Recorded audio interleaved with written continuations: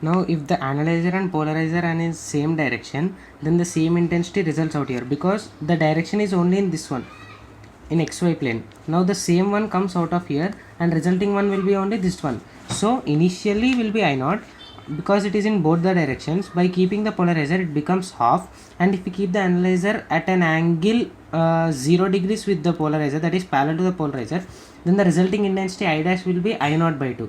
Suppose if the polarizer and the analyzer are at some angle theta, then if the analyzer is at an angle theta with the polarizer, then it is observed that the resulting intensity will be proportional to cos square theta. So by solving it, we used to get I naught by 2 into cos square theta. Now this is the one, the main formula used here. Here I naught by 2 is the term which is the resulting intensity after the light is passed through the polarizer.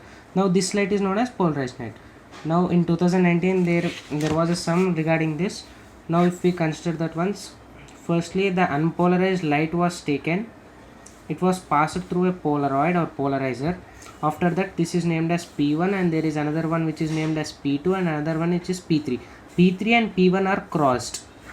Cross means there is an angle of 90 degrees between them, and it is said that P2 is at an angle 30 degrees with the P1, means theta 1. Let us consider the angle 30 degrees with the P1. So theta 1 is equals to 30 degrees. Then automatically the resulting the remaining angle will be the angle between P3 and P2. So theta 2 will be 60 degrees. Now we know the formula as I dash equals to I naught by 2 into cos square theta 1. The one which comes after here, we need it after the resulting from the P3. So this is the one which is coming after this one. Again we should multiply it with cos square theta 2. By solving it, we will get the ratio I naught by A equals to cos square theta 1 2 by cos square theta 1 cos square theta 2. By solving this, we will get 32 by 3, and that is the answer.